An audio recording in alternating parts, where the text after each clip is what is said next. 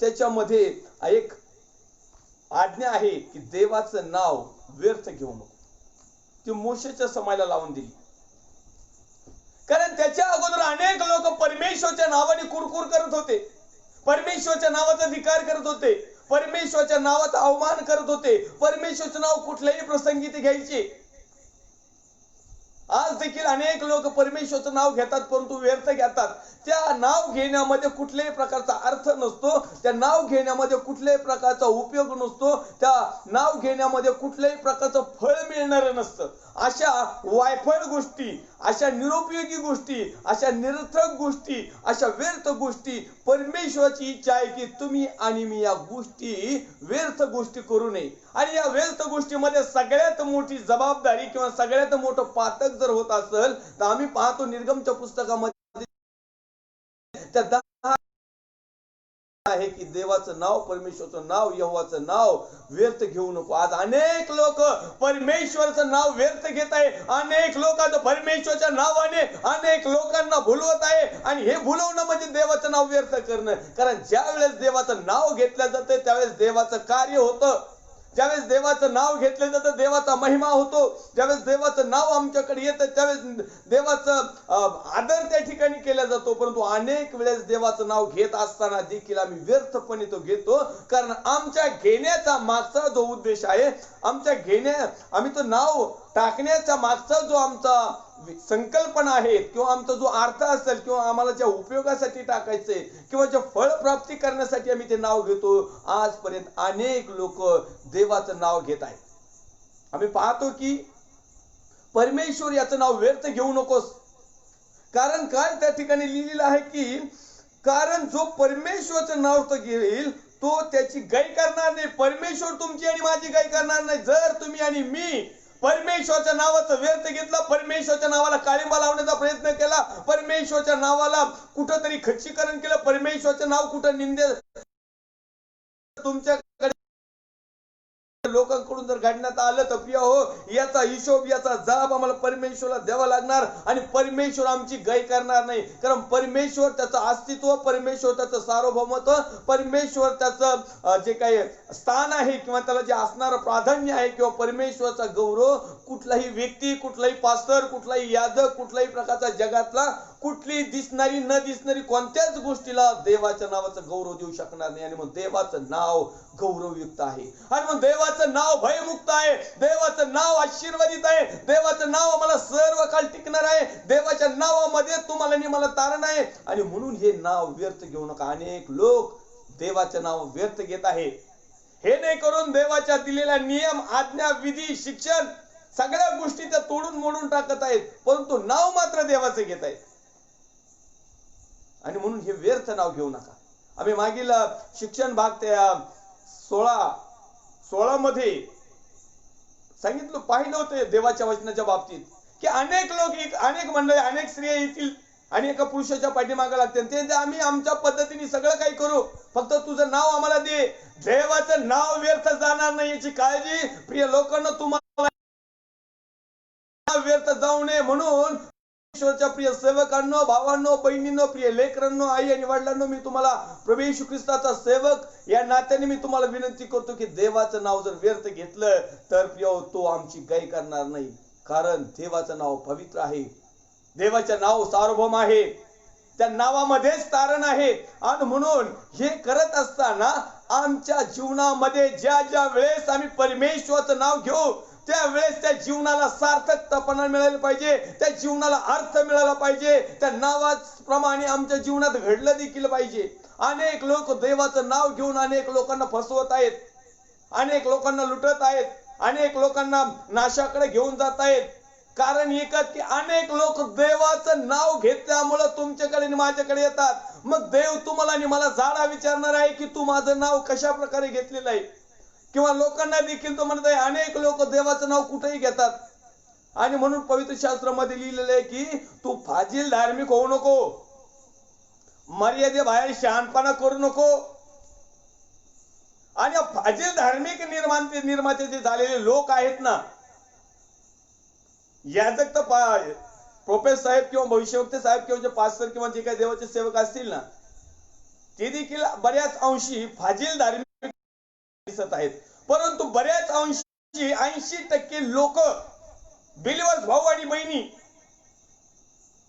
ही जबाबदारी तुमच्यावर आहे की जेणेकरून देवाचं नाव व्यर्थ घेऊ नका. कारण जगात जगत असताना तुम्ही प्रत्येक समयाला परमेश्वराचं नाव व्यर्थ घेतात. एखाद्याकडून काही लुबाडायचं असलं तरी देवाच्या नावाचा त्याला हवाला देतात.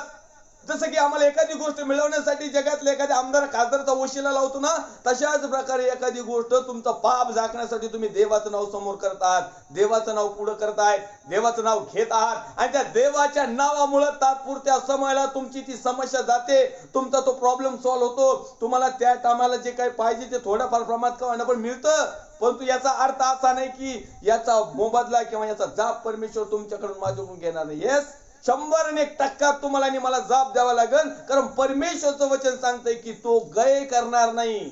आता त्याने जी गय केलेली आहे ना, तर देवाचं नाव चांगल्या प्रकारे घ्यायला संधी दिलेली आहे. आता जी काही केलेली आहे ना, तर देवाचं नाव घेताना आमच्या जीवनाला अर्थ निर्माण झाला पाहिजे म्हणून दिलेली आहे. आता जी गाय केलेली आहे ना, आमचं उपयोगी पात्र तयार झालं पाहिजे म्हणून गाय केलेली आहे. आताचा जो गाय केलेली परमेश्वराने, तर आमचं जो वाया गेलेलं आहे, निष्फळ झालेलं होतं, त्या अंजिराच्या झाडासारखं फळच नव्हतं, तर देवाची इच्छा आहे की आम्हाला फळ यावं. कदाचित परमेश्वर तुम्हाला आणि मला बऱ्याच पाहत आहे, तो आमच्याकडे येत आहे, तापसत आहे. प्रवाहाच्या झाडासारखं जरी लावलं, त्या एखाद्या प्रवाहाजवळ लावलेल्या झाडाप्रमाणे जरी असला, त्याला पानं सगळंच आहे, परंतु आम्ही ज्यावेळेस अंजिराचा झाड प्रभू येशू ख्रिस्ताने दाखवला आणि ऐन वेळेस प्रभू येशू ख्रिस्त त्या रस्त्याने जात असताना मला पाहायला मिळतं की त्या अंजिराचं झाड डबडबलेलं त्यांनी पाहिलं, त्याला पाला होता, तो खूप काही डेरेदार होतं, एकदम मस्त वाटत होतं आणि प्रभू येशू ख्रिस्त गेला एक आशेने की त्या ठिकाणी एखादं फळ खायला मिळेल. परंतु आम्ही पाहतो की त्या ठिकाणी त्या झाडाला कुठल्याही प्रकारचं फळच नव्हतं आणि मग त्या ठिकाणी शाप देण्यात आलेला त्या झाडाला, ते वाळून गेलं. अशा प्रकारे अनेक लोक देवाचं नाव व्यर्थ घेऊन घेऊन वाळून चाललेत. जीवनामध्ये, संसारामध्ये, सेवेमध्ये, कामकाजामध्ये, सगळ्या प्रकारामध्ये परमेश्वराचं नाव घेत असताना अनेक लोक नाव घेऊन चोरी करतात. प्रभू, मला अमुक अमुक वस्तू चोरायची, मला त्या मालकाला जागा नको करू. प्रभूचं नाव चोरी घ्यायला सुद्धा. आणि दुसरे चोर निघलेत, ते देवाच्या सेवकाचं सोंग घेतलेली, ते पण चोरी करतात, ते पण व्यर्थ नाव घेतात. त्यांचं नाव घेण्याचा अर्थच वेगळा असतो, कारण ते निरर्थक असतात. निरर्थक शकून पाहणारे, ज्याला अर्थच नाही, निरुपयोगी झालेले, वायफळ. म्हणून आज आमचा विषय आहे की व्यर्थ. आणि निर्गम 20:7 मध्ये लिहित आहे की परमेश्वर याचे नाव व्यर्थ घेऊ नको. का घेऊ नको, तर याचा झाडा तुम्हाला आणि मला द्यायचा आहे. का घेऊ नको, तर परमेश्वर तुम्हाला आणि मला. पुस्तक अध्याय क्रमांक 32 आणि वचन क्रमांक 21 या समाला आपण पाहूया. देव नाही अशाच्या योगे त्यांनी मला ईर्षेस पेटविले, व्यर्थ वस्तूंच्या योगे त्यांनी मला चिडविले. म्हणून ज्यांचे राष्ट्र नव्हे अशांच्या योगे मी त्यांना ईर्षेस पेटवीन, एका मूळ राष्ट्राच्या योगे त्यांना चिडवीन. Praise the Lord. पुन्हा एक वाचूया. 32-21. देव नाही अशाच्या योगे त्यांनी मला ईर्षेस पेटविले. या ठिकाणी परमेश्वराच्या नावाचा मी महिमा आणि गौरव करील. देव नाही असे अवतीर्ण लोक आहेत, असे देवापासून दूर गेलेले जगातले अनेक लोक आहेत. आणि त्या प्रत्येकाला मी प्रभू येशू ख्रिस्ताच्या नावामध्ये सांगू इच्छितो की देव आहे, देव होता, देव आहे आणि देव येणार आहे. आणि तो देवाचा पुत्र प्रभू येशू ख्रिस्त आज देखील तुमची आणि माझी वाट पाहत आहे. परंतु अनेक लोकांनी देवाच्या नावाचा पार कचरा करून टाकला, देवाचं नाव व्यर्थ घेतलं आणि अनेक लोक असेच काही निर्माण झाले की असं म्हणत. आणि म्हणून अशा प्रकारचं पातक करून, देवाविरुद्ध लबाडी करून, देवाबरोबर यथार्थ न बोलता निरर्थक बोलून, देवाविषयी निरुपयोगी गोष्टी बोलून, देवाविषयी वायफळ गोष्टी बोलून, त्यांनी या ठिकाणी देवाचं अस्तित्व नाकारलेलं आहे. आणि म्हणून त्या ठिकाणी लिहिले देवाचं अस्तित्व नाकारलं आणि स्वतःच्या बुद्धिमत्तेतून, सैतानाच्या बुद्धिमत्तेतून जगातल्या गोष्टी घेऊन अनेक भरमिष्ट झालेल्या लोकांच्या मार्गदर्शनानुसार त्यांनी स्वतःसाठी वेगवेगळ्या प्रकारच्या संकल्पना केल्या आणि परमेश्वराला चीड आणण्यासाठी व्यर्थ वस्तूंचा उपयोग केला आणि व्यर्थ वस्तू त्यांनी परमेश्वराला चिडीस आणलेली आहे. मूर्तीपूजा केली, मूर्त्या बनवल्या, वेगवेगळ्या प्रकारच्या ज्याला अर्थ नाही अशा प्रकारच्या स्तुती भक्त्या आराधना सुरू केल्या. हो, देवाच्या नावाचा महिमा आणि गौरव करत असताना त्या स्तुती आणि स्तवनामध्ये परमेश्वर उतरून येत असतो. आणि त्या परमेश्वर उतरून येत असताना जर आम्ही आराधना करत असताना जर आमचा डामंडोल करत असोल, आराधना करीत असताना जर आम्ही झटके लटके थटके जर करत असोल, आराधना करीत असताना जर आमच्या सगळ्याच प्रकारच्या गोष्टी हे व्यर्थ उपास नाही, ही व्यर्थ आराधना नाही. प्रत्येक गोष्टीमध्ये परमेश्वरच्या दृष्टिकोनातून मनुष्य व्यर्थतेकडे जात आहे, निरर्थककडे जात आहे, निरुपयोगीकडे जात आहे, वायफळ गोष्टी करत आहे. आणि म्हणून आज आम्हाला कोणत्या गोष्टी वायफळ आहेत, कोणत्या गोष्टी व्यर्थ आहे, कोणत्या गोष्टीला अर्थ नाही, कोणत्या गोष्टीचा उपयोग आम्हाला करायचा आहे, कोणत्या गोष्टीचा उपयोग परमेश्वर आमचा करू इच्छित आहे, कोणत्या गोष्टीमुळे आमच्या जीवनामध्ये फळप्राप्ती होईल. अशी गोष्ट करा की त्यानुसार आम्हाला फळप्राप्ती झाली पाहिजे, आमचं फळ वायफळ गेलं नाही पाहिजे. आणि मंगोलती 5:22 मध्ये आम्ही पाहतो की आत्म्याच्या द्वारे निष्पन्न होणारे फळ, पण आत्म्याच्या द्वारे निष्पन्न होणारी जर फळप्राप्ती जर पाहिली तर प्रियवती मिळवण्यासाठी आम्हाला देवाच्या वचनाकडे यावं लागेल. ते मिळवण्यासाठी आम्हाला पहिल्या प्रथम देवाचं परमेश्वराचं नाव व्यर्थ वेळेस, व्यर्थ ठिकाणी, व्यर्थ जागेवर आणि व्यर्थ गोष्टीसाठी घेऊन त्याच्या नावाला कलंक आणि डागे लावायचं सोडून द्यावं लागेल. देवाच्या वचन आमच्या जीवनात फॉलोअप करावं लागेल. त्याचप्रमाणे जर कदाचित तुमच्या आणि माझ्या जीवनामध्ये व्यर्थ वस्तूंच्या योगे काय लिहिलेलं आहे, व्यर्थ वस्तूंच्या योगे, व्यर्थ वस्तूंच्या योगे त्यांनी मला चिडविले, त्यांनी मला चिडवले. व्यर्थ वस्तू पवित्र स्थानामध्ये सगळ्या व्यर्थ वस्तू झालेल्या आहेत. या ठेवलेल्या आहेत नाही. या अंतःकरणामध्ये परमेश्वराचा पुत्र प्रभू येशू ख्रिस्त पवित्र आत्मा या ठिकाणी वस्तीस्थान करतो आणि या वस्तीस्थान असणाऱ्या ठिकाणावर अनेक लोकांनी व्यर्थ गोष्टी ठेवल्यात. मीपणा, हमपणा, गर्व, अभिमान, व्यर्थ फुशारकी, लबाडकी, व्यसन, वासना, सगळ्या प्रकारच्या संसाराची, जगातल्या आणि सगळ्या प्रकारच्या व्यर्थ फुगिरीच्या गोष्टी याच्यामध्ये भरून ठेवल्यात. ह्या काढून टाका. ह्या काही कामाच्या नाहीत, ह्या निरुपयोगी आहेत, ह्या वायफळ आहेत. आणि ह्याच्यामुळे आमच्या जीवनामध्ये परमेश्वराने दिलेला पवित्र आत्मा आज विजायला लागलेला आहे. आणि म्हणून प्रिय अनेक लोक ख्रिस्ती असताना, विश्वासणारे असताना देखील अनेक लोकांच्या जीवनामध्ये फळप्राप्ती नाही. याचं कारण या ठिकाणी जिथं फळप्राप्ती व्हायची त्या ठिकाणाला त्यांनी व्यर्थ केले, निरर्थक केले, निरुपयोगी केले. तिथं दुसराच भुसार माल भरलाय, तिथं सगळं भंगार भरून ठेवलंय. जागा तर पाहिजे. व्यर्थ गोष्टी आमच्या परिवारामध्ये जर आम्ही सणावाराला एखाद्या जर घराची जर आम्ही झाडून किंवा डेकोरेशन बदलायचं जर काम केलं ना, तर 1 वर्षामध्ये साठलेली घाण, 1 वर्षामध्ये साठलेला कचरा, 1 वर्षामध्ये साठलेली धूळ, 1 वर्षामध्ये साचलेला भंगार सगळं बाहेर काढतो, तिकडं लांब त्या स्टोर रूम मध्ये टाकून देतो. आणि एक दिवस भंगारवाला आवाज आला ना, मग तो भंगारवाल्याला बोलवतो आणि ते अख्खं भंगार त्याच्यात टाकून देतो. इथे असंच झाले. अनेक प्रकारचं व्यर्थ गोष्टी, निरर्थक गोष्टी, निरुपयोगी गोष्टी, वायफळ गोष्टीचं भंगार लोकांनी तयार करून ठेवलंय. आज प्रभू येशू ख्रिस्ताच्या नावामध्ये प्रभू येशूचा सेवक आहे नात्याने मी सांगत आहे, जर तुमच्या जीवनाला चांगल्या प्रकारचं वळण द्यायचं असेल, जर तुमचं जीवन सार्थक बनवायचं असेल, जर तुमचं जीवन परमेश्वरासाठी, सार्वजनिक जीवनासाठी जर उपयोगी जर बनवायचं असेल, जर तुमच्या जीवनामध्ये फळप्राप्ती जर हवी असेल, तर प्रभू येशू ख्रिस्ताच्या नावामध्ये मी तुम्हाला विनंती करतो, तुम्हाला वचनाच्या माध्यमातून सांगू इच्छितो की तुम्ही तुमच्या जीवनातलं व्यर्थ वस्तू काढून टाका. अनेक लोकांच्या घरात मूर्त्या नाहीत. ते म्हणतात आमच्याकडे काहीच नाही बाबा, आम्ही मूर्ती बनवलीच नाही. अहो, तुमच्या अंतःकरणात जेवढ्या काही मूर्त्या आहेत, वचन शोधा, वचनामध्ये सापडेल. स्तोत्र संहिता अध्याय क्रमांक 2 आणि वचन क्रमांक 1 कडे आपण जाऊया.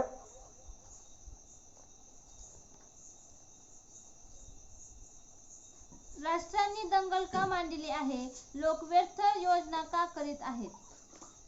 राष्ट्राने दंगल का मांडली आहे? का मांडली आहे? लोक व्यर्थ योजना लोक व्यर्थ योजना करीत आहेत. देवाचे लोक, मी विनंती करेल, जेवढे काही ख्रिस्ती लोक आहेत, बहिणी आहेत, भावंड आहेत, प्रिय लेकर आहेत, आई आहेत, वडील आहेत आणि त्याच्यामध्ये याजक देखील आहेत, व्यर्थ योजना करू नका. तुमच्या योजना परमेश्वराच्या असू द्या. तुमच्या योजनेला काहीतरी अर्थ असू द्या. तुमच्या योजनेचा कोणाला तरी उपयोग होऊ द्या. तुमच्या योजनेनुसार फळप्राप्ती होऊ द्या. विशेष करून लोकांनो, अनेक बिलीवर्स भाऊ आणि बहिणी आहेत की ते या व्यर्थ गोष्टीला जादा प्राधान्य देतात. या व्यर्थ गोष्टीमध्ये जादा लुडबुड करतात. या व्यर्थ गोष्टी या लोकांना आवडतात. अहो, जे व्यर्थपणाच्या, फुगीरपणाच्या, निरुपयोगी, वायफळ, निरर्थक गोष्टी शिकवतात तुम्हाला, तुम्ही त्यांच्या कार्यक्रमामध्ये जाऊन तशाच गोष्टी स्वीकारतात. सगळ्यात मोठी चूक तुम्ही करत आहात. माझ्या प्रिय भावांनो, बहिणींनो, आई वडिलांनो, मी तुम्हाला सांगू इच्छितो की या व्यर्थ गोष्टीकडे जाऊ नका, धावू नका. तुम्ही लोक व्यर्थ योजना का करीतात? स्पेशली लोकांसाठी, बिलीवर्स भावांनी आणि बहिणीसाठी. कारण हेच लोक खरोखर याचकाला पाप करायला आणखीन प्रोत्साहन देतात. या लोकांनी जर याचकाला खडसवलं, या लोकांनी जर याचकाला व्यवस्थित सांगितलं, या लोकांनी याचकाकडे जर विचारलं की आम्हाला यथार्थ गोष्टी सांगा, आम्हाला तुमच्या आम्हाला देवाचं वचन सांगा, याच लोकांनी विचारले की आमच्यासाठी जीवन जगण्यासाठी उपयोगी असणाऱ्या आत्मिक गोष्टी सांगा, हेच लोक जर एखाद्या सेवकाला जर विचारलं ना आमच्या जीवनात फळप्राप्ती का होत नाही, ते फळप्राप्ती होण्यासाठी देवाच्या वचनाच्या माध्यमातून आम्हाला मार्गदर्शन करा. परंतु हे लोक ते सोडून देतात आणि निरर्थक गोष्टीकडे मागे जातात आणि मग त्यामध्ये शैतान या लोकांचा देखील उपयोग करतो आणि त्या सेवकाचा देखील उपयोग करतो, किंवा जे कोणी भविष्यवक्ते असतील किंवा जे XYZ सगळ्या प्रकारचे साहेब. मी 100 वेळेस त्या सगळ्या साहेबांचं नाव घेऊन आता मला साहेब लोकांचे नावच आठवणार. आता फक्त लोक समोर दिसतात, कारण ही सगळी चूक लोकांची आहे. कारण हे लोक व्यर्थ योजना करतात. आपण आपल्यासाठी राजा मागू. अहो, देवाचा सार्वभौम राजा असताना, परमेश्वर राजा असताना या लोकांनी व्यर्थ योजना केली. नाही ना बोले, आम्हाला आमच्या समोर दिसणारा राजा पाहिजे, आमच्यावर हुकूमत गाजवणारा राजा पाहिजे, आमचं संगोपन करणारा राजा पाहिजे, आमचा न्याय करणारा राजा पाहिजे. या लोकांनी व्यर्थ योजना केली आणि या लोकांनी परमेश्वराकडे ओरड केली, संदेष्टाकडे ओरड केली, भविष्यवक्त्यांकडे ओरड केली की आम्हाला राजा मिळू दे, द्या, हुकूमत द्या. आणि यांनी स्वतः मागून घेतला आणि स्वतः सुजून घेतलं. बैल मुझे मार. चांगले होते, व्यवस्थित होते, पण या लोकांनी, आणि मग लोकांना सबक शिकवण्यासाठी परमेश्वराने देखील एक राजा दिला आणि मग त्या राजाने त्याचा चांगला कार्यक्रमच करून टाकला.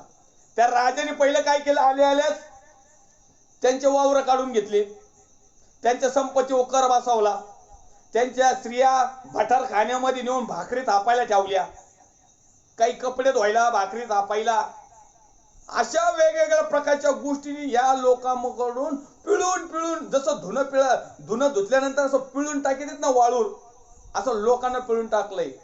कारण यांनी तो मागितला होता. हेच लोक भविष्यवक्त्याला मागतात. परमेश्वर दे बाप्पा, आमच्यासाठी कुणीतरी एखादा भविष्यवक्ता पाठव की जेणेकरून आमचं भविष्य त्यांनी सांगावं. पण हे लोक असं म्हणत नाही, परमेश्वर दे बाप्पा, आम्ही विनंती करतो, तुझं पवित्र वचन आमच्यासाठी पाठव, तुझा पवित्र प्रभू येशू ख्रिस्ताच्या माध्यमातून आलेला पवित्र आत्मा आमच्या जवळ पाठव, तुझ्या वचनाच्या आज्ञेच्या माध्यमातून तू आमच्याशी बोल. तू आमचं जीवन जे निरर्थक झालंय, ज्याला अर्थच राहिलं नाही जगायला, कुठला मनुष्य तुमच्या जीवनाला अर्थ लावणार नाही. कारण तुम्ही आणि मी माती आहोत आणि जोपर्यंत आमचा कुंभार, आमचा परमेश्वर आमच्या मातीच्या चिखलाप्रमाणे, गोळ्याप्रमाणे आम्ही तिथं बसलो ना, तो आम्हाला लागल तो आकार त्या ठिकाणी निर्माण करून देतो. आम्हीच म्हणायला लागलो, आम्हाला पंथी बनव, आम्हाला मटकं बनव, आम्हाला शोपीस बनव. तुमच्या म्हणण्यावर तो चालणार नाही. तो देव आहे आणि म्हणून या देवाचं नाव व्यर्थ घेऊ नका, या परमेश्वराचं नाव व्यर्थ घेऊ नका. कारण परमेश्वर तुमची आणि माझी काही करणार नाही. परमेश्वराला व्यर्थ वस्तूंच्या योग्य चीड आणू नका. आणि या व्यर्थ वस्तू आमच्या जीवनामध्ये आहेत, आमच्या आचरणामध्ये आहेत, आमच्या बोलण्यामध्ये आहेत, चालण्यात, कृतीत, सगळ्या गोष्टीत आहेत. आमच्या धार्मिकपणामध्ये सुद्धा व्यर्थता भरलेली आहे. देवाची इच्छा आहे की या व्यर्थ गोष्टी आज आम्हाला काढून टाकायचंय. परमेश्वराचा पुत्र प्रभू येशू ख्रिस्त ज्यावेळेस त्या मंदिराजवळ आला आणि त्या मंदिराजवळ आल्यानंतर त्या मंदिरामध्ये बाजार भरलेला त्यांनी पाहिला आणि मग तो म्हटला की हे मंदिरचे आहे माझे, तुम्ही ती लुटारूची गुहा केली काय? सगळ्या व्यर्थ गोष्टी त्यांनी त्या मंदिरामध्ये भरलेल्या होत्या. सगळे कबूतर काय किती आहेत, आणखीन काय काय किती आहेत. प्रभू येशूने कडाका घेतला, अख्खा बाजार झोडपवला, चौरंगाची चौरंग उलटे करून दिली, ह्या पैशावाल्याचे गल्ले पालथे करून दिले, सगळ्या रस्त्याला पैसे. अशा प्रकारे देव जर बाजार झोडपायला सुरुवात केली ना पिओ, तर तुमचं नाही. आणि म्हणून व्यर्थ वस्तूच्या योगे परमेश्वराला चीड आणू नका, व्यर्थ गोष्टीच्या मागे धावू नका, खोट्या संदेशाच्या मागे धावू नका. देवावर अवलंबून राहा. भविष्यवक्त्यावर अजिबात विश्वास ठेवू नका. देवापासून आले ना तरी चालेल, पण देवापासून आलेल्या वचनावरच विश्वास ठेवा. आमेन, प्रेज द लॉर्ड त्यांना करा, परंतु त्यांचं अनुकरण मात्र करू नका, कारण परमेश्वर गाय करणार नाही. ते सांगत आहेत आणि तुम्ही गबाळ घरी घेऊन येता. ह्या रविवारी एक गबाळ, त्या रविवारी एक गबाळ, पुढच्या रविवारी एक गबाळ, नात एक सणाच्या दिवशी तर भरपूर गबाळ आणून भगार करून टाकलं. हे सगळ्या जगाच्या फुशारक्या, जगाच्या सगळे मोह पास, सगळं काय असं नसन, सगळ्या गोष्टी भरल्या आहेत. व्यर्थ आहे ते व्यर्थ. आपण पाहणार आहोत उपदेशकाच्या पुस्तकामध्ये सगळं काही व्यर्थ आहे. आपण पुढच्या भागामध्ये किंवा पुढच्या लाईनला आम्ही पाहणार आहोत की व्यर्थता कशा कशामध्ये आहेत. आणि म्हणून स्तोत्र 2:1 मध्ये सांगत आहे की लोक व्यर्थ असं करायचं की तुम्ही खोट्या भविष्यवाणी जातात. असं कोणतं कारण आहे की देवाचं नाव तुम्ही घेता आणि चांगलं काम करायच्या ऐवजी कुठलं तरी खराब काम करताय. आणि याच्यानुसार परमेश्वर तुम्हाला आणि मला ताडण करतो. यामुळं परमेश्वर तुम्हाला आणि मला आमचा संकल्प सुधरत नाही, आमच्या गोष्टी सार्थक होत नाही. एक रेफरन्स पाहूया आपण यजराचं पुस्तक, अध्याय क्रमांक 4 आणि वचन क्रमांक 5 मध्ये. 4:5 त्यांचा संकल्प व्यर्थ जावा म्हणून त्याची विरोध करण्यासाठी त्यांनी पैसे देऊन वकील ठेविले. यजरा ग्रंथ अध्याय क्रमांक 4 आणि वचन क्रमांक 5 या ठिकाणी पाहूया. त्यांचा संकल्प व्यर्थ जावा, देवाच्या लोकांचा संकल्प व्यर्थ जावा, परमेश्वराने जो संकल्प जावा, परमेश्वराची योजना व्यर्थ जावी, परमेश्वराने लोकांचं तारण करू नये, परमेश्वराने लोकांना दंड द्यावा, परमेश्वराने लोकांचा न्याय करावा, परमेश्वराच्या राज्यामध्ये कमी लोक जावा. म्हणून काय झाले, म्हणून त्या दिवशी विरोध करण्यासाठी स्वर्गाच्या राज्यात जाऊ नये, सुखात जाऊ नये, समाधानामध्ये जाऊ नये, आत्म्याचे फळ प्राप्त होऊ नये, चांगलं देवाचं नाव योग्य वेळी योग्य समयी आणि चांगल्या भावनेत घ्यावं, व्यर्थ घेऊ नये. आणि यांनी घ्यावं म्हणून या ठिकाणी काय लिहिलंय, विरोध करण्यासाठी त्यांनी पैसे देऊन वकील नेवले. हे खोटे भविष्यवक्ते, हे पंचाक्षरी करणारे, तंत्रमंत्र करणारे, जादूगिरी करणारे, टोनेगिरी करणारे, लोकांना लुबाडणारे, प्रत्येक जाती धर्मामधले जेवढे काही लोक असतील जगातले, प्रत्येक आघोरी विद्या करणारे लोक यांनी वकील ठेवलेत. कोणते वकील? की तुम्ही आणि मी देवाच्या गौरवाकडे जाऊ नये, तुम्ही आणि मी स्वर्गाच्या राज्यातल्या देवाच्या नावाचं चांगल्या अर्थाने भक्ती आराधना करू नये, तर यांच्याकडे यावं. आणि मग हे आम्हाला सल्ला मसलत देतात, हे आम्हाला मार्ग दाखवतात, हे लोक आमच्यासाठी योजना तयार करतात, हे लोक आमच्यासाठी संकल्प तयार करतात. आणि मग हे लोक आम्हाला सांगतात तुम्हाला हे मिळेल, तुम्हाला ते मिळेल, तुम्हाला ते मिळेल. परमेश्वर म्हणतो का आम्हाला? मग देवाचे जे संकल्प आहेत ना ते सोडून द्यायचे आणि जगातल्या संकल्पामध्ये धारायचं. सत्य संकल्प सोडून द्यायचे आणि व्यर्थ गोष्टीकडे धावायचं. आणि म्हणून या ठिकाणी लिहित आहे की कोरश याचा अर्थ कारकिर्दीत व पाशाचा राजा दार्वेश यांच्या कारकिर्दीत असे चालले होते. कसे तर त्यांचा संकल्प व्यर्थ जावा म्हणून त्याशी विरोध करण्यासाठी त्यांनी पैसे देऊन वकील ठेवले. पैसे देऊन, आज पैसे देऊन वकील ठेवलेत. त्यांना असं वाटतं की आमच्या भविष्यवक्ते साहेबांनी, आमच्या पाळक साहेबांनी दानपात्र दिले ना, म्हणजे पैसे देऊन.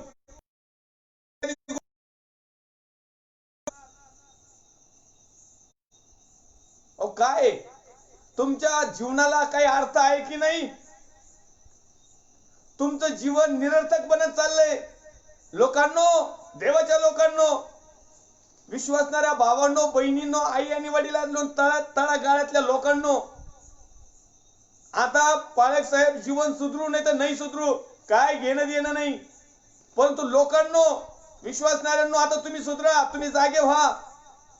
कारण तुमच्यामुळे हे तुम्ही डोक्यावर घेतलीत. यांना डोक्यावरून आपटून द्या खाली. कारण तुमच्या जीवनाला अर्थच राहिला नाही. कारण तुम्हाला सगळ्या खोट्या गोष्टीमध्ये ते आता घेऊन गेलेत. तुमच्या जीवनाचा काही उपयोगच नाही. अहो, इथंही नाही तिथंही नाही. तुमच्या जीवनामध्ये काही फळच आलं नाही. सगळं निष्फळ झालं, सगळं वायफळ झालंय. आणि म्हणून आमचं जीवन व्यर्थ जाऊ नये, आमचं जीवन उपयोगी पडावं, आमच्या जीवनाला फळ यावं. इथं देखील आणि सार्वकालिक जीवनामध्ये तिथं तर फळच फळ येतं, पण इथं फळ नसले तर तिथं काय फळ, तिथं काय जाणार आहे? ही याची प्रॅक्टिस आहे. आणि या प्रॅक्टिस मध्ये आम्हाला प्रिय ह्या गोष्टी करायच्या आहेत. आणि म्हणून अनेक लोक देवाचं नाव व्यर्थ घेतात. देवाने कुठली भविष्यवाणी सांगितली नाही तरी हे म्हणतात माझ्या देवाने मला हे रात्री सांगितलं. व्यर्थ नाव सांगितली का नाही काही आता ते त्यांच्या दोघांना मात्र प्रत्येक व्यर्थ गोष्टीचा हिशोब तुम्हाला आणि मला द्यायचा आहे. आणि म्हणून 2:1 मध्ये म्हणत आहे की लोक व्यर्थ योजना करतात. वाचूया स्तोत्र 2 दुसरा अध्याय आणि पहिलं वचन. स्तोत्र संहिता 2रा अध्याय पहिलं वचन. राष्ट्रांनी दंगल का मांडली आहे, लोक व्यर्थ योजना का करीत आहेत? लोक व्यर्थ योजना का करीत आहेत? लोकांनो, सावध व्हा. व्यर्थ योजना करायचं सोडून द्या. सेपरेट ग्रुप पाडायचा विषय सोडून द्या. तुम्हाला देवाचा सेवक पटत नाही ना, बाजूला व्हा आणि परमेश्वराला स्वीकारा. त्याच्या व्यर्थ गोष्टी पटत नाहीत ना, सोडून द्या त्याला. त्याच्या जीवनाला अर्थ नाही असं तुम्हाला समजलंय ना, आता सोडून द्या. त्याच्या जीवनाचा त्याच्यासाठी उपयोग नाही, लोकांसाठी उपयोग नाही ना, सोडून द्या. त्याच्या स्वतःच्या जीवनात जर फळच नाही ना आणि तुमचे फळ आहे तेवढं तोडून घेतलेत, सोडून द्या. तुम्ही आता ह्या गोष्टी तुमच्याकडे आहेत, तुम्ही योजना करताय. अनेक फुटाला गल्ली गल्लीत 1-1, 2-2, 4-4 चर्च व्हायला सुरुवात झाली. कशामुळं? हे लोकांनी व्यर्थ योजना केली. यथार्थ गोष्टी सांगितल्या तर ठीक आहे, त्या ठिकाणी तुम्ही त्याला वचनाच्या माध्यमातून जर शिक्षण आहे हे पटत नाही, मग दुसरं आम्हाला आवडेल असा संदेश आणि मेसेज देणाऱ्या पालकांकडूनच आम्ही राहू. ह्या पालकाला काय उचलली जीभ लावली टाळाला. इथं आम्हाला जीवन जगायचंय, आम्हाला सुख पाहिजे, आम्हाला वैभव पाहिजे, आम्हाला सगळ्या गोष्टी पाहिजे, आमच्या जीवनाला अर्थ आला पाहिजे, आमचं जीवन उपयोगी पडलं पाहिजे, आमच्या जीवनात फळ आले पाहिजे. व्यर्थ गोष्टीकडे धावून फळ येणार नाहीत. माझ्या विश्वासणाऱ्या भावांनो आणि बहिणींनो, आई आणि वडिलांना, प्रिय लेकरांनो, मी तुम्हाला सांगू इच्छितो प्रभू येशू ख्रिस्ताचा सेवक या नात्याने अधिकारवाणीने की आतापर्यंत तुमच्या जीवनाला काहीच अर्थ राहिला नाही आणि तुम्ही दुसऱ्याच्या जीवनालाही अर्थ लागू दिला नाही. तुमचं जीवन निरर्थक गेलंय, निरुपयोगी गेलंय, वायफळ गेलंय, टाकाऊ गेलंय. परंतु आज प्रभू येशूची इच्छा आहे की तुमच्या जीवनाला अर्थ मिळावा. आज प्रभू येशूची इच्छा आहे की तुमचं जीवन उपयोगी पडणारं पात्र बनावं. आज परमेश्वरची इच्छा आहे की तुमच्या जीवनामध्ये फळप्राप्ती व्हावी. वचनाच्या माध्यमातून, आत्म्याच्या माध्यमातून, दैवाच्या सानिध्याच्या माध्यमातून, विश्वासाच्या माध्यमातून, अनेक ग्रंथिकांच्या पुस्तकामध्ये लिहिलेल्या कृपादानाच्या माध्यमातून, चांगल्या गोष्टीच्या माध्यमातून. परंतु आज आमच्या जीवनामध्ये काय नाही, तर याचं कारण एकच की आमचं जीवन आम्ही व्यर्थ घातलेलं आहे. आमचा जन्म वायाला गेलेला आहे. आणि म्हणून आम्ही एक हमेशा गीत गात असतो, जाई जन्म वाया मानवा व्यर्थ. उपदेशक म्हणतो व्यर्थ हो व्यर्थ, सर्व काही व्यर्थ. आणि म्हणून लोकांनो, व्यर्थ योजना करू नका. बिलीवर्स भावांनो, बहिणींनो, सेवकांनो, संदेष्टांनो, प्रेषितांनो, याचकांनो, भविष्यवक्त्यांनो, व्यर्थ योजना करू नका. देव तुमचं आणि माझं झाडं घेणार आहे, आणि या झाडं घेत असताना आम्ही कुणाच्या उपयोगी पडलो हे पाहणार आहे. आमच्यामध्ये फळ प्राप्ती झाली का पाहणार आहे. जर का परमेश्वराने आज सात्रीच्या समायला आमच्याकडे आला आणि आमच्या झाडाकडे पाहिलं आणि पालेदार, टवलेदार, मस्तपैकी चांगलं सुशिक्षित असणारं, 4 व्हीलर असणारं, मोठी मंडळी असणारी, मोठं चर्च असणारा, मोठा बॅलन्स असणारा, मोठं नाव निशाण असणारा, आणि प्रभू येशू जर आला आणि म्हटलं ना की मला याच्या जीवनामध्ये, या सेवकाच्या जीवनामध्ये, या भविष्यवक्त्याच्या जीवनामध्ये, या पालकाच्या जीवनामध्ये, या रेवडंटच्या जीवनामध्ये, या फादरच्या जीवनामध्ये, या कार्डिनेटरच्या जीवनामध्ये, या गुरुजीच्या जीवनामध्ये, या फादरच्या जीवनामध्ये आज मला परमेश्वरापासून, पवित्र आत्म्यापासून फळ आहे का नाही हे पाहायचं आहे. आणि जर का आज त्यांनी आमच्यामध्ये एंट्री मारली तर प्रिय, जर कदाचित तुमच्या आणि माझ्यामध्ये जर फळ दिसलं नाही, त्या अंजिराच्या झाडाला जसं वाळून टाकलं ना लगेच गायब, तसं परमेश्वर तुमच्याशी माझ्याशी करल. पण देवाने ही गोष्ट केली नाही. परमेश्वरच्या नावाला धन्यवाद. कारण देवाची ही इच्छा आहे की आज देखील तुमचा, माझा, जगाचा नाश होऊ नये. आम्ही ज्या व्यर्थ जीवनामध्ये जगत आहोत, या व्यर्थ जगामध्ये जगत आहोत, या व्यर्थ प्रवासामध्ये आहोत ना, या जीवनामध्ये चालत असताना आम्हाला सार्वकालिक जीवनाचा अर्थ कळायला पाहिजे. जीवनाचा अर्थ कळायला पाहिजे की परमेश्वराने मला जीवन का दिलं, परमेश्वराने मला सेवक का बनवलं, परमेश्वराने मला भविष्यवक्ता का बनवलं. कारण देवापासून आलेलं भविष्य लोकांना सांगावं, देवापासून आलेली गोष्ट लोकांना सांगावी, देवापासून आलेली वाणी सांगावी, देवापासून आलेले एक अधिकारवाणी सांगावी. कारण देव पण भविष्यवाणी करत होता, देव पण संदेश होते, प्रेषित होते, भविष्यवक्ते होते, सरळ सरळ सांगायचे. अहो एली याच्यामध्ये हन्नाने तिचं छोटस लेकरू बाळ शमूएलला अर्पण केलं. दूध तुटल्यानंतर त्या ठिकाणी ठेवलं. तो शमूएल बाळ त्या ठिकाणी मंदिरामध्ये सेवा चाकरी करत करत देवाच्या भयामध्ये आणि पवित्र आत्म्याच्या सहभागी होते. एली याचकाच्या, भविष्यवक्त्याच्या, पास्टर साहेबाच्या, प्रेषित साहेबांच्या अंदरमध्ये, पालक साहेबांच्या मध्ये वाढला. एली साहेबांचे पोरं, पालक साहेबांचे पोरं लागले वाकडे तिकडे हिंडायला फिरायला. परमेश्वराने ते एली बाळाला, ते शमूएल बाळाला त्या ठिकाणी मार्गदर्शन केलं. ते शमूएलाला हाक दिली. त्याला ज्यावेळेस हाक दिली ते एली याचकाला समजली नाही. तो शमूएल ज्यावेळेस जायचं ना, बाबा तुम्ही मला बोलवलंय का, हा म्हणायचं नाही, परत जा. बाबा तुम्ही 3 वेळेस हाक मारून. म्हणजे जो एली याजक होता ना, जो सेवक होता, त्यालाच समजलं नाही की परमेश्वर हाक मारतोय का कोण मारतोय. आणि मग नंतर वारंवार ज्यावेळेस त्याच्या लक्षात आलं की खरोखर परमेश्वर या बालकावर कृपा प्रसाद करीत आहे, परमेश्वर या लेकराला निवडलेला आहे, परमेश्वर शमूएला बरोबर काहीतरी बोलत आहे. आणि मग तो म्हटला की जा आणि पुन्हा एक वाज आवाज आला तर म्हणायचं का बोल परमेश्वर दे बाप्पा, तुझा सेवक, तुझा दास ऐकत आहे. आणि मग परमेश्वराने त्या ठिकाणी भविष्यवाणी केली. परमेश्वराने ते शमूएलाला सांगितलं आणि सांगितलं तर सांगितलं, याचकाच्या पोरांचं सांगितलं. अहो ज्याने लहानपणापासून मोठा होईपर्यंत ज्याला सांभाळलं, मग तो जरा घाबरला. शमूएल म्हटला नाही नाही नाही, आता भविष्यवाणी कसं काय सांगू. परंतु तो याजक होता, देवाचा सेवक होता, आणि त्याच्या लक्षात आलं की परमेश्वराने काहीतरी अद्भुत गोष्ट सांगितलेली आहे. आणि म्हणून प्रिय, परमेश्वराने आलेली गोष्ट त्यांनी दडवली नाही. तो म्हटला जर तुम्हाला सांगितले नाही तर हे जे सांगितलं ना तो तुझ्या बरोबर घडो. पहिले देवाचे सेवक काय होते, सॅल्यूट करतो मी त्या सेवकांना. आणि म्हणून प्रिय त्या ठिकाणी सांगितलं की तुझ्या लेकराबद्दलचं भविष्य त्यांनी सांगितलं. रिएलिटी.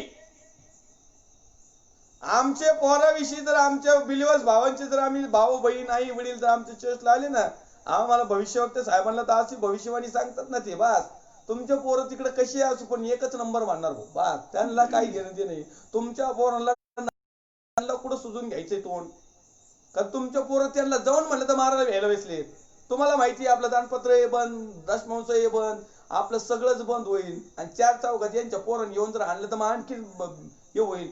हाणू द्या, परमेश्वरच्या नावामुळे निंदा होऊ द्या, सहन करा, त्रास सहन करा, पण भविष्य खरंच सांगा. ह्या निरर्थक गोष्टी लोकांना शिकू नका, ह्या निरुपयोगी गोष्टी लोकांना शिकू नका, ह्या वायफळ गोष्टी लोकांना शिकू नका. आणि लोकांनो या गोष्टी स्वीकारा. लोक व्यर्थ योजना करतात.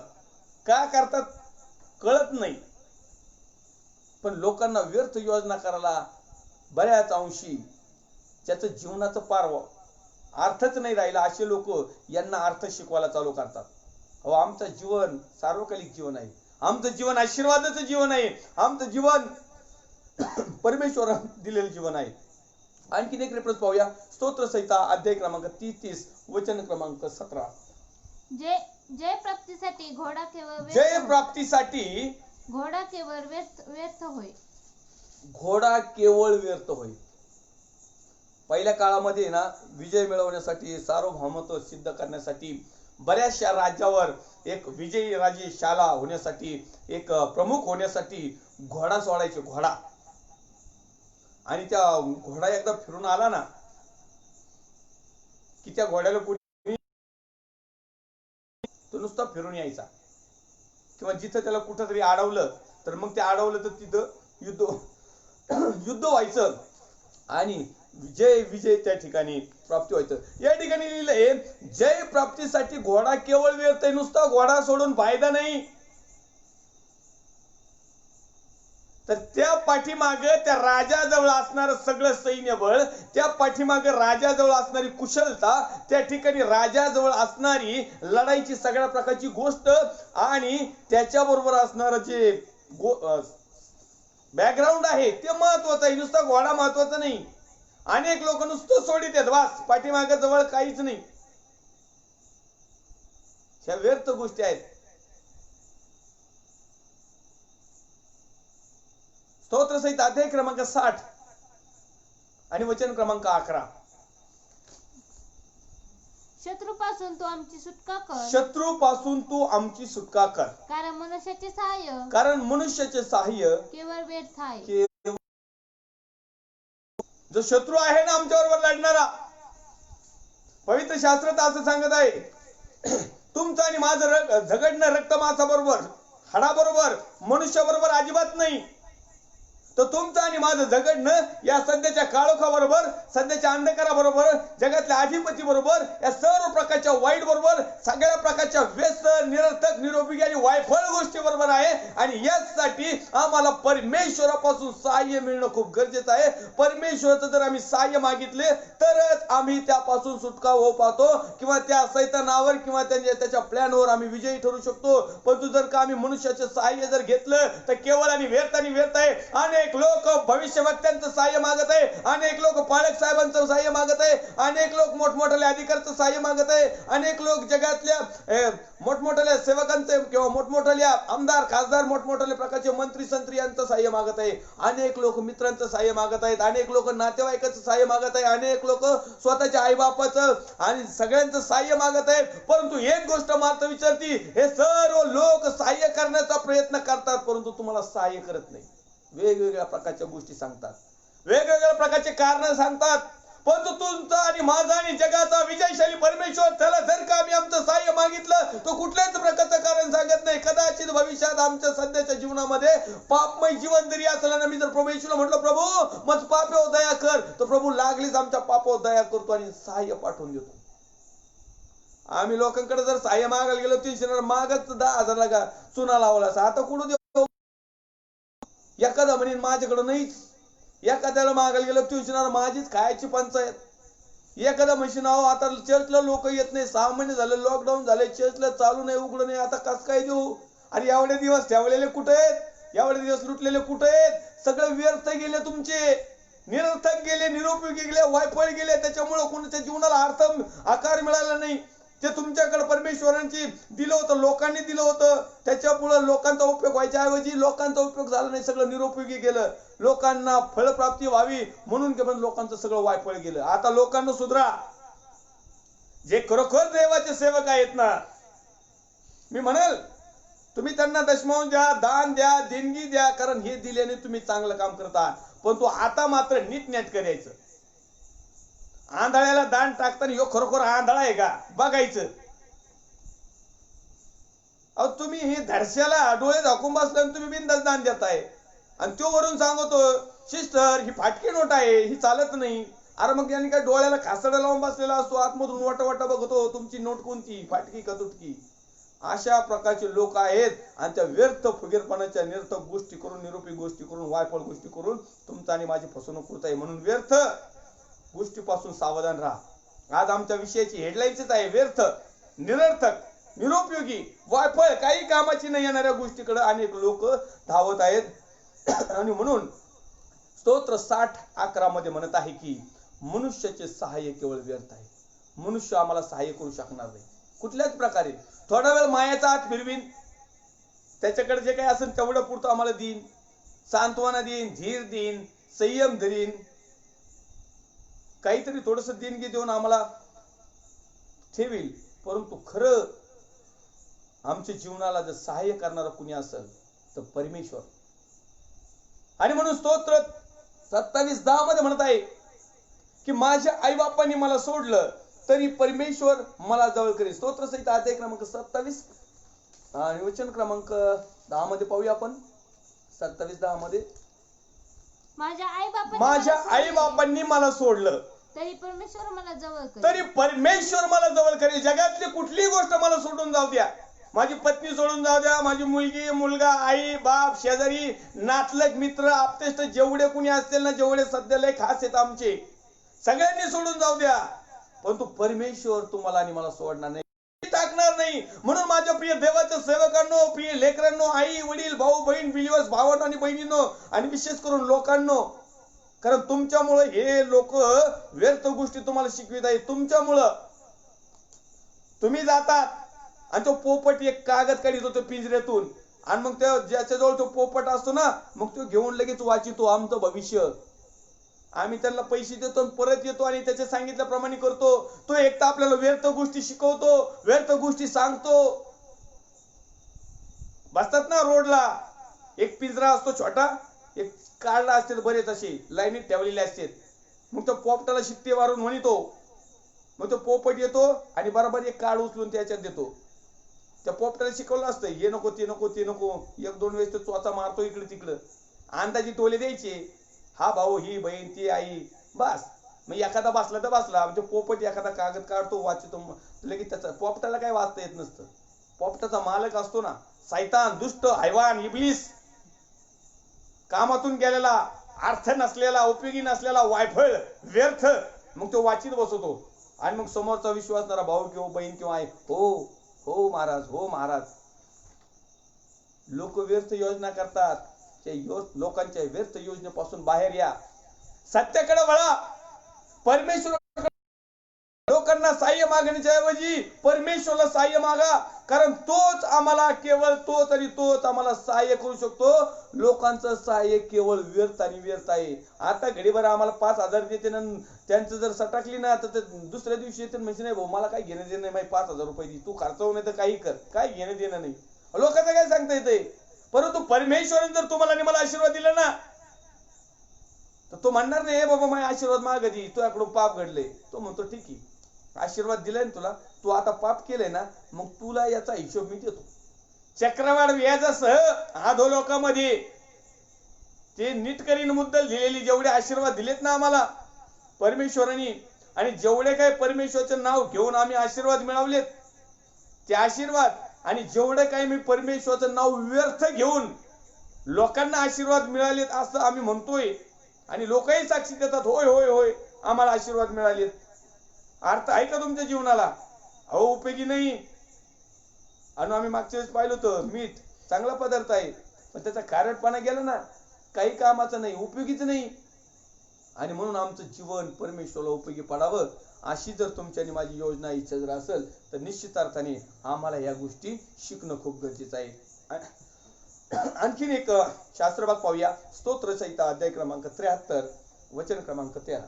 मी आपले मन स्वच्छ राखिले, मी आपले मन स्वच्छ राखिले, आपले हात निर्दोषतेने धुतले, खचित हे सगळे व्यर्थ, खचित हे सगळे व्यर्थ. अनेक लोक म्हणतात नाही नाही भाऊ मी मनाचा लय सच्चा, मी लय स्वच्छ, मी लय धुतल्या तांदळाचा, आपल्या हाताने कधीच कुणाला काही केलं नाही, फक्त उतळी होऊन डोक्यावर हात ठेवला, फक्त फायद्यासाठी पाणी वाटलं, तेल वाटलं, साबण वाटले, रुमाल वाटले, कपडे वाटले.